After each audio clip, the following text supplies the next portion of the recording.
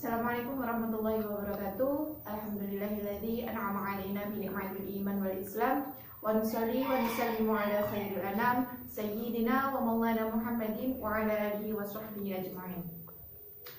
Puji syukur kehadirat Allah Subhanahu wa taala yang telah melimpahkan rahmatnya kepada kita semua sehingga pada pagi hari ini kita dapat bertatap muka meski dengan jarak jauh via online dalam acara bincang usaha dengan keadaan sehat walafiat.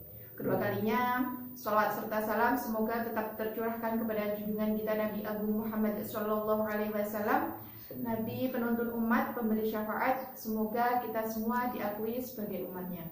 Amin amin ya rabbal alamin. Jika pepatah mengatakan tak kenal maka tak sayang, maka izinkanlah saya sebagai moderator dalam bincang usaha pagi hari ini. Saya Yosefus Putasari, mahasiswi IAIN Kediri, peserta KKN dari rumah tahun 2020. Nah, hari ini kita berkesempatan untuk berbincang atau sharing bareng bersama kawan saya, seorang wirausaha. Beliau bernama Rekan Afri. Nah, beliau ini merupakan founder dari Ahsana Group. Pastinya teman-teman penasaran ya, Ahsana Group ini apa? Atau bergelut di bidang apa, usaha seperti apa? Nah, langsung saja pada Rekan Afri bisa diperkenalkan tentang Ahsana Group. Oke, terima kasih ya. Sebelumnya nama saya Afri Zalmana, Pak Anafri Soron, nggak usah pakai mukadimah karena waktu gitu ya. Oke, kita bicara tentang Ahsana Group. Ahsana Group adalah sebuah komunitas wirausaha yang digeluti oleh para pemuda, khususnya para pelajar lulusan SMA sampai anak-anak kuliah yang mau sambil berwirausaha. Tujuan kami adalah untuk memotivasi teman-teman agar lebih, karena per hari ini bidang usaha cenderung agak dihindari oleh teman-teman pemuda. Makanya kami Ahsana Group, komunitas kami berusaha memotivasi mereka bahwasanya pensiunan usaha itu jauh lebih baik daripada pensiunan pegawai, gitu ya, kira-kira seperti itu. Singkat saja, mungkin lebih jelasnya nanti bisa sharing-sharing via web kami gitu ya. Jadi memang sasarannya dari Ahsana ini anak-anak muda gitu ya? Iya. Tujuannya yang sangat mulia. Kalau mungkin dari Ahsana Group ini apa aja toh bidangnya? Mungkin yang digeluti itu dari bidang kuliner atau jasa atau seperti apa? Oke, kalau di kami banyak sekali ya. Pertama kita ada kuliner, kita ada berbagai usaha mikro ya sebenarnya gitu ya, warung lah, gitu. Warung. Gitu. Kita ada beberapa kuliner, terus juga di bidang jasa kita ada event organizer juga, kita ada jasa tour juga, terus dekat-dekat ini insya Allah kita juga merambah ke dunia peternakan. Ada beberapa teman-teman pemuda juga yang excited untuk di bidang peternakan, seperti itu kira-kira. Cukup banyak ya, berarti mulai dari peternakan, jasa, kuliner, seperti Ya. itu. Dan semoga nanti juga tambah lagi gitu ya, bagi teman-teman yang mau gabung, kita persilahkan, kita sharing-sharing bagi ilmu bareng gitu ya. Nanti ada kontak personnya ya, Siap. nanti menghubungi ke Ahsana Group. Lalu Ahsana Group ini berdiri tahun berapa sampai sekarang? Kalau kita sudah berapa? 4 tahun ya, kita mulai 2016 di bulan Agustus juga, pada waktu tanggal 23 Agustus kita berdiri. Awalnya karena ya gitu, nilai di sekolahan anjlok gitu ya. Terus mau terusin ke kampus mungkin karena biaya dan sebagainya, akhirnya kita yang satu pemikiran, kita bikin komunitas yang dapat menampung wirausaha muda seperti itu. Berarti awalnya itu kayak perkumpulan seperti itu, perkumpulan. Betul. Terus mendirikan sebuah usaha ya. Nah, seperti itu. Nah, mungkin sekarang kan lagi marak-maraknya pandemi. Nah, banyak sekali yang mengeluh, terutama dari para wirausaha, pebisnis, pedagang dan semuanya ya, karena berimbas pada ekonomi. Iya. Lalu kalau dari Ahsana Group sendiri itu kesulitan menjalankan usaha di tengah pandemi itu seperti apa?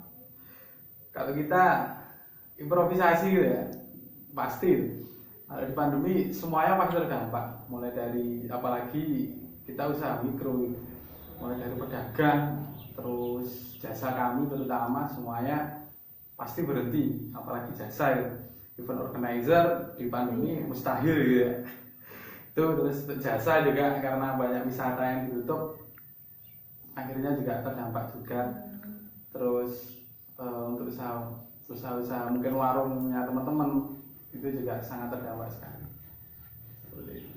Berarti kalau dari yang dagang atau warung itu sendiri berarti konsepnya itu menurun seperti itu, atau dari sebenarnya kita memproduksi tetap dengan kuantitas yang sama tapi karena banyak seperti ini kan, kalau seumpama warung itu kan ranahnya masih kecil gitu loh, nggak sampai memakai ekspedisi, terutama kuliner kan nggak sampai, nah itu berarti juga tetap terdampak ya meskipun dari usaha kecil.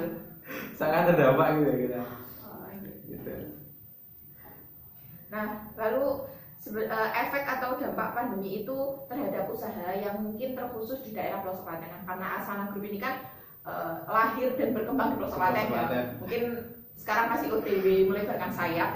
Nah, tapi kalau dampak yang dirasakan paling berat oleh Asana Group itu apa? Atau mungkin pengusaha-pengusaha lain di daerah pelosok Klaten, teman-teman wirausaha di pelosok Klaten seperti itu, kesulitannya seperti apa dampaknya? Dampaknya terutama kan di pelosok Klaten per hari ini banyak sekali orang yang beralih di usaha mikro ya. Karena semakin berkembangnya wisata. Di pelosok Klaten kan banyak sekali desa-desa wisata bermunculan kan gitu. Sebelum pandemi mereka coba beralih ke usaha mikro seperti jualan bakso dan lain sebagainya. Dan ketika pandemi semuanya kan ditutup, jadi sangat berdampak sekali untuk mereka. Apalagi karena wilayah pelosok Klaten ini masih gimana ya, belum begitu terjangkau oleh mungkin seperti transportasi online dan lain sebagainya. Makanya untuk mobilitas barang kami itu juga macet juga gitu ya. Mungkin seperti itu yang dirasakan teman-teman kemarin.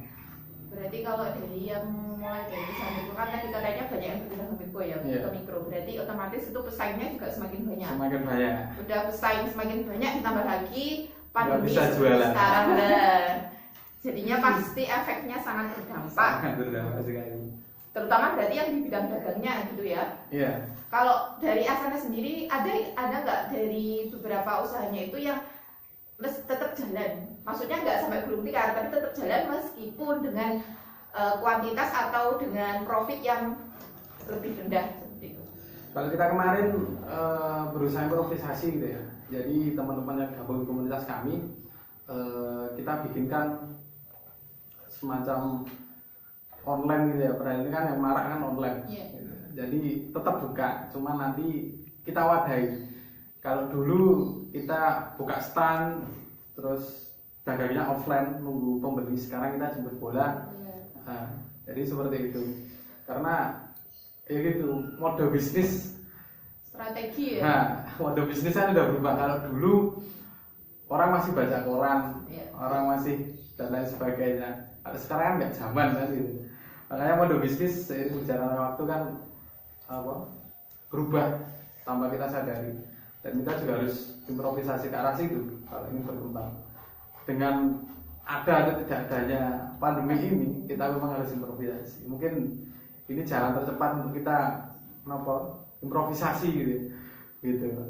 Jadi mau nggak mau ya harus improvisasi karena keadaannya seperti ini. Karena keadaannya seperti ini. Kalau dari tadi kan ada yang melalui online ya, maksudnya yang melalui kirim barang. Berarti kan otomatis itu produk-produk yang awet atau produk-produk yang tahan lama. Nah, itu sendiri kalau dari Asana ini apa? Yang dikirim, maksudnya yang dijual belikan di luar kota yang bertahan lama itu apa? Kalau kita di luar kota, kita ada siomay frozen, terus kita juga ada berbagai macam frozen gitu ya, siomay, nugget dan lain sebagainya. Kita ada seperti itu. Kalau online-nya maksud kita di pelosok Klaten kan otomatis kita jangkaunya kan lokal, lokal kecamatan atau antar kecamatan. Ya mungkin dengan delivery order kayak teman-teman kemarin yang bakso ya juga seperti itu. Jadi kita sebar kontak. Jadi customer market nanti ngontak kita dan kita yang ngantarkan. Jadi seperti itu. Berarti yang tetap jalan itu sebenarnya kuliner tetap jalan, tapi kuliner mungkin tetap jalan. lebih omsetnya mungkin turun gitu ya, enggak, kuantitasnya juga lebih rendah daripada oke. Tapi ini untuk kedepannya ya, ini saya untuk kedepannya ini Astana Group ini berfokus untuk melebarkan sayap di bidang di ranah online maksudnya, atau tetap offline tapi juga online ini hanya sebagai sampingan, maksudnya utamanya tetap mengutamakan secara offline karena emang lahirnya kan pasti offline ya terusnya. Jadi kan offline kemudian online hanya karena keadaan dan juga untuk menambah berkembangnya Astana atau seperti apa? Kalau kita jelas itu ya, untuk kayak itu tadi mode bisnis per hari ini kan berkembang dengan adanya pandemi, dipercepat berkembangnya. Awal 2018 kan kita mulai mengenal e-commerce kecil-kecilan, dan sekarang sudah jadi raksasa mereka. Iya. Kita mulai, nah makanya kita mau tidak mau suatu saat, semisal kalau nggak ada pandemi 2-3 tahun yang akan datang, mungkin pedagang offline, usaha mikro yang offline itu juga akan tergeser dengan sendirinya kalau mereka nggak mau merambah ke dunia online. Karena kalau kemarin kita sempat bincang-bincang dengan beberapa e-commerce lokal, itu kan mereka perhatian lebih intens di gimana mempelajari apa psikologi dari market mereka, karena itu sangat penting sekali. Karena pada hari ini orang itu udah nggak mau keluar ya, pokoknya belajar dari rumah ya, dari rumah lebih simpel kan gitu. Dan itu juga peluang besar untuk kita. Berarti memang ya mengikuti zaman gitu ya, Nah, karena kalau zaman. tidak mengikuti beban ya pasti kalah. Kalah gitu. ya. Oke. Gitu. Kemudian kalau solusinya untuk mengatasi keadaan seperti ini itu seperti apa dengan pandemi agar usaha ini tidak gulung tikar, atau mungkin juga sarannya bagi teman-teman yang mau buka usaha di tengah pandemi, kan banyak ini pengangguran, banyak PHK. Nah, pasti orang-orang itu mikirnya berwirausaha di rumah. Tapi sedangkan kondisi pandemi seperti sekarang kan juga susah mendirikan usahanya. Itu mungkin bagaimana mengatasinya? Itu ya, kalau untuk teman-teman usaha nanti solusinya untuk usahanya dari kerjaan. Tapi pertanyaannya kan ya ada lowongan kerja kan. Banyak yang di PHK kan gitu. Nah, mungkin seperti itu tadi ya. Karena kalau saran saya mulai dari, karena sistem daring, sistem online kan kita nggak perlu banyak modal. Kelebihannya di situ, kelebihan kita pada saat pandemi kan sistemnya lebih mudah. Kalau dulu kita mau jualan, semisal mau jualan bakso atau mungkin mau jualan nasi goreng, kita harus punya rombong, harus punya stand yang ada di pinggir jalan agar nanti saya jalan. Kalau per hari kan tidak, cukup bikin status WA, kita di rumah masak dengan alat seadanya, selesai, customer bisa menikmati dan kita dapat fee dari situ.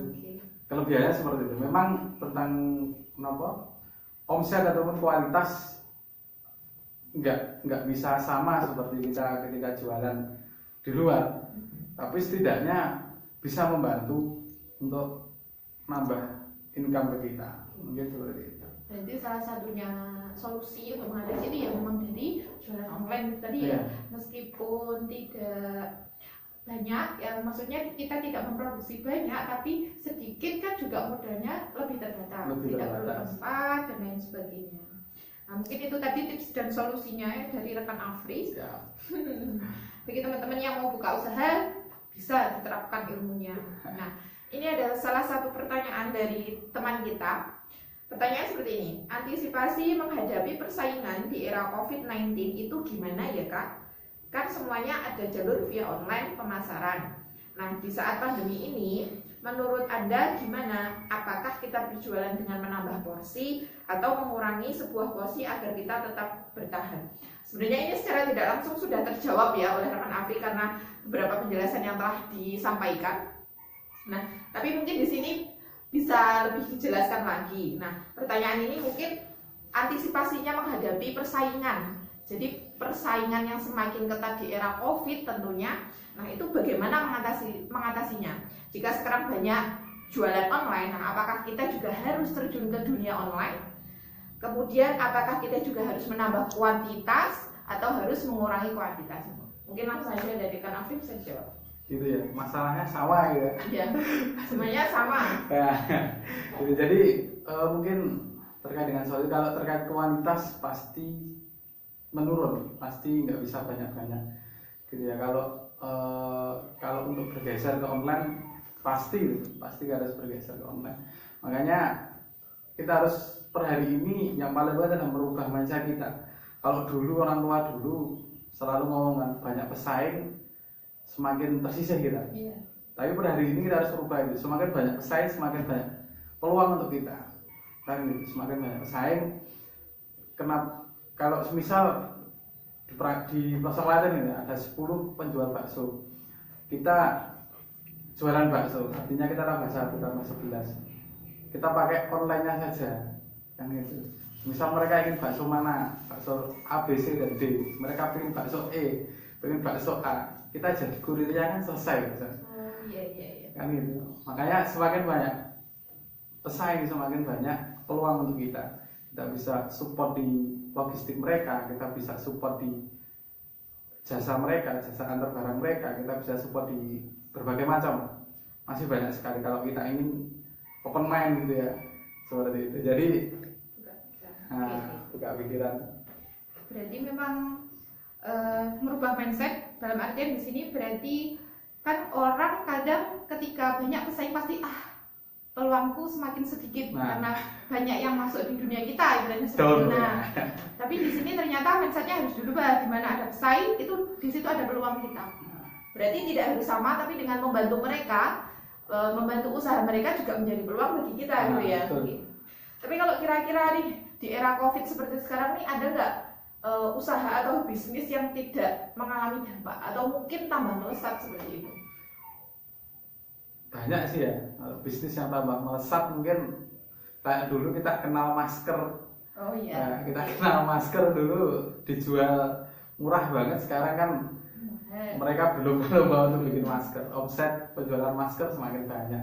Itu yang pertama. Terus kedua terkait dengan kesehatan seperti jamu-jamu herbal dan lain sebagainya. Itu per hari ini kan juga sangat booming sekali. Omset mereka sangat melesat.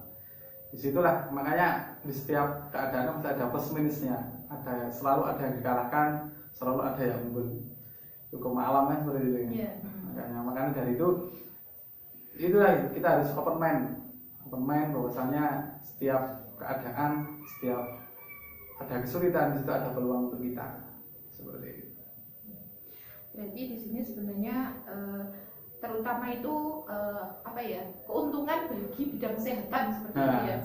Jamu-jamu laris, masker banyak sekali. Kalau dulu kan sering disampingkan, orang baru sakit baru berobat ya. Ini kan mereka lebih ke pencegahannya. Tapi kalau mungkin dari ini terkhusus kita membicarakan daerah kita ya, Klaten mungkin seperti itu.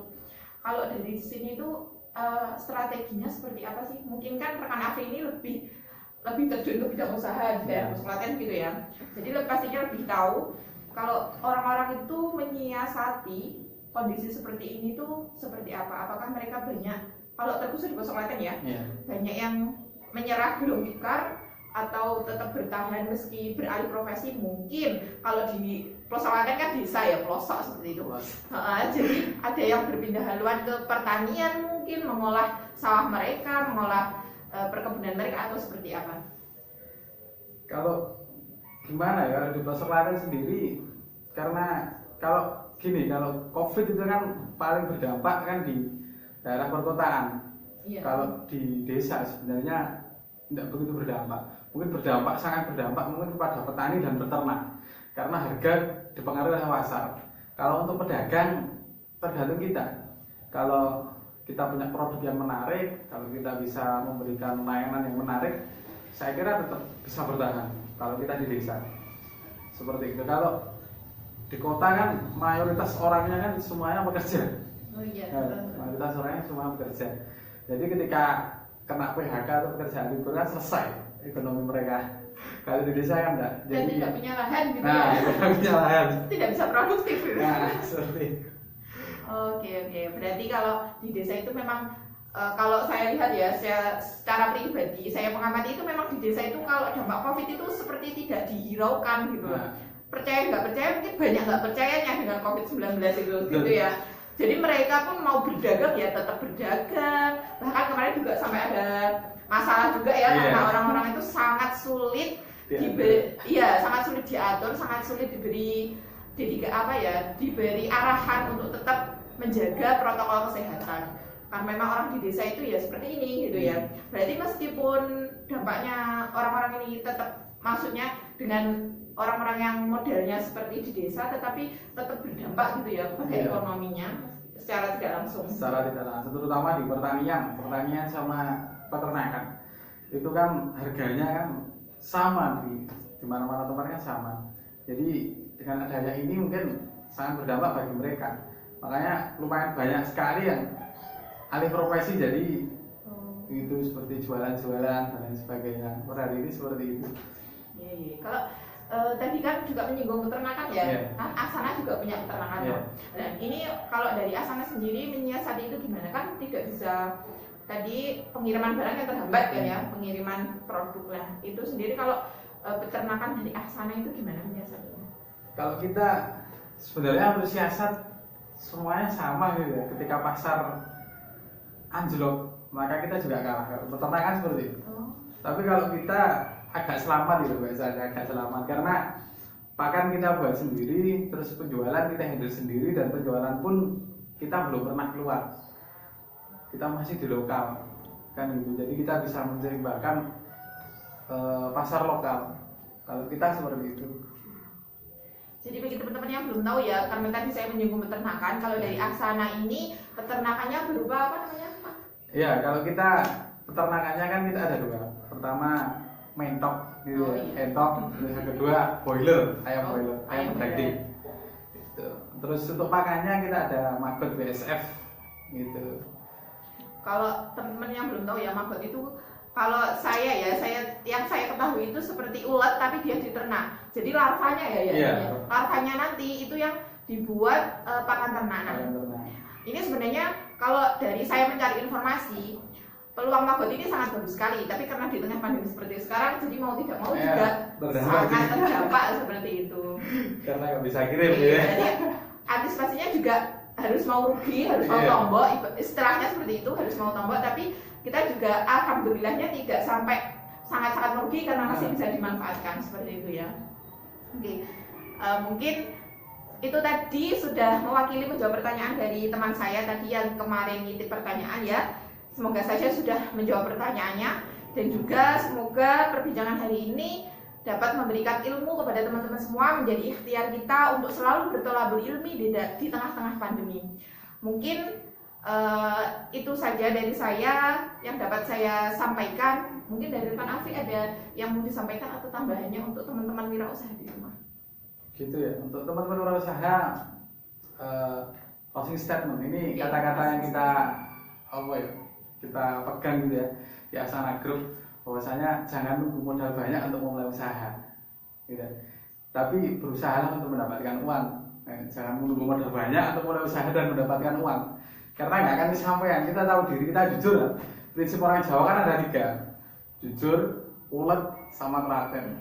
Minimal jujurnya nggak usah jujur dalam tanda kutip dalam usaha. Kita jujur kalau kita itu butuh uang kan gitu. Minimal seperti itu. Mungkin itu sih dari saya. Karena memang banyak kendala, kadang untuk orang mau usaha harus punya modal, seperti itu. Padahal enggak seperti itu ya. Mau punya tekad. Oke, mungkin itu tadi pesan dari Kang Afri sangat menginspirasi ya. Oke, terima kasih saya sampaikan kepada teman-teman semua yang sudah mau berpartisipasi dalam live IG saya, maupun kepada teman-teman nanti yang akan menyumbangkan like, subscribe-nya kepada akun YouTube channel dari DPL 071. Sekian dari saya, kurang lebihnya saya mohon maaf. Wallahul muwaffiq ila aqwamit thoriq. Wassalamualaikum warahmatullahi wabarakatuh.